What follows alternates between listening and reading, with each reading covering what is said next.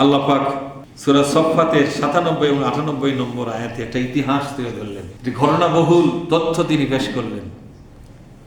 ক্বালু বুনু লাহু বুনয়ানান ফাআলকুহু ফিল জাহিম।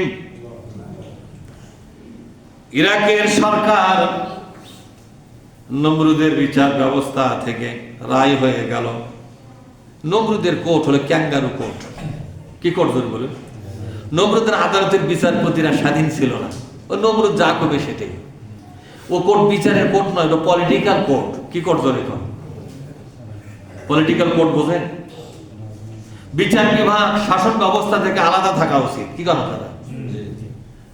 বিচার বিভাগ শাসন ব্যবস্থা থেকে কি এই পৃথিবীকে অবাক করে দিয়া বিশ্বনবী মুহাম্মদ রাসূলুল্লাহ সাল্লাল্লাহু আলাইহি ওয়াসাল্লাম সর্বপ্রথম বিচার বিভাগকে শাসন ব্যবস্থা থেকে আলাদা করেছিলেন। কি করেছিলেন জোরে বলুন? আলাদা করেছিলেন। বিচার ব্যবস্থা এবং শাসন ব্যবস্থা এর মাঝখানে আলাদাই থাকা লাগবে।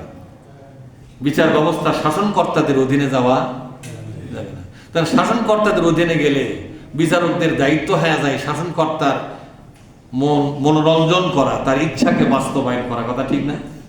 আর যারা রাজনীতি করে তাদের তো মেলা দুশ্মন, ওই দুশ্মনকে দমন করার জন্য বিচার ব্যবস্থাকে ব্যবহার করে কিনা? নমরুদের সময় এই কাজটাই হয়ে গেল। বিচার চলে গেল বিচারালয়ে। আমাদের দেবতাদের মাথা ভেঙে দিয়েছে, হাত ভেঙে দিয়েছে, নাক ফাটিয়ে দিয়েছে, ক্ষত বিক্ষত করেছে। এর কি বিচার হবে? রায় হয়ে গেল। রায়টা কি দিবে?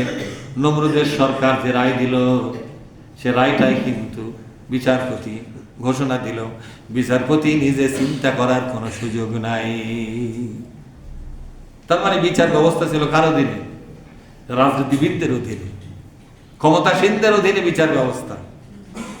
এই পৃথিবীর যেখানেই বিচার ব্যবস্থা থাকবে ক্ষমতাসীনদের অধীনে, সেখানে মানবতা ভুলণ্ঠিত হবে। কি হবে জোরে বলুন? মানবতা ভুলণ্ঠিত হবে।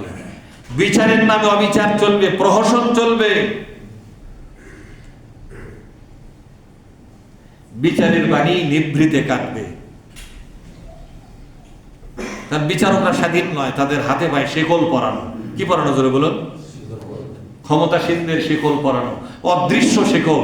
তার নাম হলো টেলিফোন। তার নাম কি? টেলিফোন। এই টেলিফোন, এই শেকলটা দিয়ে হাত পাও কি উকিল সাহেব কথা ঠিক বললাম না ভুল বললাম? নমরুদের ইশারা ইঙ্গিতে বিচারের রায় হয়ে গেল। কি রায়? আল্লাহ বলছেন, ক্বালু বুনু লাহু বুনয়ানান, তার জন্য একটা আগুনের গর্ত তৈরি করো। একটা গর্ত বানায়া সেখানে অসংখ্য শুকনা কাঠ দিয়া, কয়লা দিয়া আগুন জ্বালায়া দাও। দাও দাও করে আগুন জ্বলবে।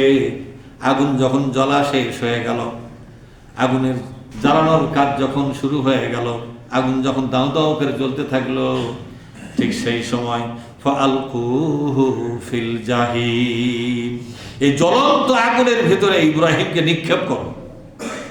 জীবন্ত আগুনে পুড়ে মারা লাগবে। ও কেন মূর্তি ভাঙলো? বলেন তো, মূর্তি ভাঙার শাস্তি আগুনে পুড়ে মারা কিন্তু সেই সময় বিধান ছিল না। এই বিধানটা দিয়েছে নমরুদীয় রাজনৈতিক অফিস থেকে। কোন অফিস থেকে ধরে বলুন? পলিটিক্যাল অফিস থেকে রায় দিয়েছে। ওই রায়টাই বিচারপতি ঘোষণা করতে বাধ্য হয়েছে। ওর নিজের চিন্তা করার কোনো সুযোগ নাই। যুগে যুগে একদল ডিক্টেটর, স্বৈরাচার, একদল জালেম শাসক, তারা বিচার ব্যবস্থাকে হাতের মুঠোর মধ্যে করে নিয়ে অসংখ্য নিরপরাধ মানুষকে হত্যা করেছে, শুধুমাত্র তাদের রাজনীতির সামনে একটু সমালোচনা করে দেখে। কথা ঠিক না বেরিয়ে চলে? কিন্তু বিচারপতির একজন কি আছে জোরে? একজন বিচারক আছে না নাই? বাদশার বাদশাহ আছে না নাই? এই বিচারপতিদের বিচার যেদিন হবে, এই বাদশাদের, এই ক্ষমতাসীনদের বিচার যেদিন হবে, সেদিন গোটা দুনিয়াবাসী দেখবে যে বিচার কত নির্মম হতে পারে। সেই ইতিহাসটা আল্লাহ পাক এই সূরার মধ্যে তুলে ধরেছেন। সুবহানাল্লাহ বলবেন না? আল্লাহ পাক বুঝাচ্ছেন, ওরা ওদের আদালত থেকে রায় দিয়ে দিল। এটা আদালতের কোন রায় ছিল না, এটা ছিল আপনার রাজনৈতিক রায়, পলিটিক্যাল রায়, ক্ষমতাসীনদের ইশারা ইঙ্গিতের রায়। এটা ছিল বিচারপতিরা স্বাধীনভাবে বিচার করতে পারে নাই। আর একটা উৎকৃষ্ট উদাহরণ ইউসুফ আলাইহিস সালাম, তার বিচার চলে গেল আদালতে। তিনি আদালতের সামনে বললেন, ও বিচারপতি, জুলেখা আমাকে নষ্ট করতে চেয়েছিল, আমি তার হাত থেকে বাঁচার জন্য দৌড় দিলাম দরজা পর্যন্ত। জুলেখা আমার পিছনে টান দিয়েছিল আমাকে আটকাবার জন্য। এই যে দেখেন, আমার যে জুব্বাটা গায়ে ছিল, জামাটা গায়ে ছিল, জামার পিছনে ছেঁড়া, সামনে কিন্তু আমার কোনো ক্ষতবিক্ষতের দাগ। আমি যদি জুলেখাকে আক্রমণ করতাম, সামনে দিয়েই তো করতাম। জুলেখা যদি আমার কাছ থেকে বাঁচার চেষ্টা করতো, তাহলে সামনে দিয়েই বাঁচার চেষ্টা করতাম। আমার মুখ এবং আমার সামনের কাপড়, আমার চেহারা, আমার হাত পা গুলো ক্ষতবিক্ষত হয়ে যেত তার খামসা দিয়া। তারা বাঁচার জন্য সে যে আমাকে আক্রমণ করতো, তাতে আমার সামনেই তার চিহ্ন পাওয়া যেত। বিচারপতি যেন বলতেছিল, ওইসু সবই বুঝেছি কিন্তু বেকাদাত পড়েছি। সবই বুঝেছি কিন্তু কি করেছি? রায় তো আমি দিচ্ছি না, আমি রায় দেওয়ার শুধু মাইক মাত্র। রায় আসতেছে পলিটিক্যাল অফিস থেকে। কোন জায়গা থেকে বলেন? সে পলিটিক্স কার? মিশরের যে সরকার ছিল, সেই সরকার রায় দিয়ে দিল, ক্ষমতাসীনের রায়। আজিজে মিশর, কি নাম জোরে বলুন? আজিজে মিশর, মিশরের রাজা। উনি বলে দিলেন, ইউসুফকে জেল দিয়ে দাও। অ্যাটেম্প টু রেপ, ধর্ষণ করবেই ধরছিল। অ্যাটেম্প টু মানে প্রস্তুতি নিয়েছে, অ্যাটেম্প নিয়েছে, ধর্ষণ রেপ করবে। এই দোষে দোষী বানায় তার জেল হয়। ইউসুফের কোন যুক্তি বিচারপতি শোনার সুযোগ নাই। কারণ কি বলেন তো? বিচারপতির হাত পাও কি? কারণ মিশরে বিচার ব্যবস্থা, শাসন ব্যবস্থা আলাদা ছিল না, বিচার ব্যবস্থা ছিল শাসন ব্যবস্থার অধীনে। এই দুনিয়ার যতগুলো দেশে বিচার ব্যবস্থা শাসন ব্যবস্থার অধীনে চলে গেছে, সেখানেই বিচার ব্যবস্থা স্বাধীন মতামত দিতে পারে নাই। বিচারকদের হাত পাওয়া ছিল বাধা।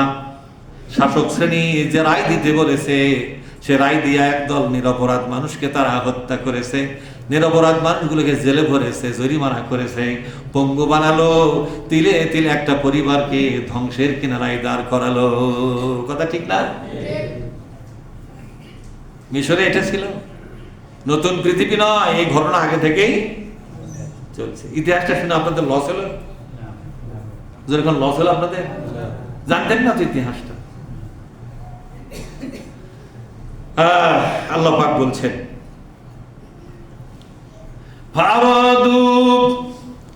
ফারাদু বিহি কাইদান ফাজআলনাহুমুল আসফালিন। আল্লাহ পাক বললেন, ওরা সবাই মিলে একটি মহান ষড়যন্ত্র করল। তাদের ষড়যন্ত্রের টার্গেট ছিল কয়েকটি। একটি হলো ইসলামের আওয়াজকে চিরকালের জন্য তারা বন্ধ করে দিবে। ইব্রাহিম আলাইহিস সালাম যে ইসলামের আওয়াজ দিয়েছিলেন, যে হেদায়েতের দাওয়াত দিয়েছিলেন, একটি নতুন সমাজ নির্মাণের কথা বলেছিলেন, একটি নতুন ইরাক, যে ইরাকটা হবে ইসলামিক রিপাবলিক অফ ইরাক। কি হবে জোরে বলুন? ইসলামিক রিপাবলিক অফ ইরাক, ইসলামী প্রজাতন্ত্র ইরাক, এটা বানাবার জন্য তিনি চেষ্টা করেছিলেন।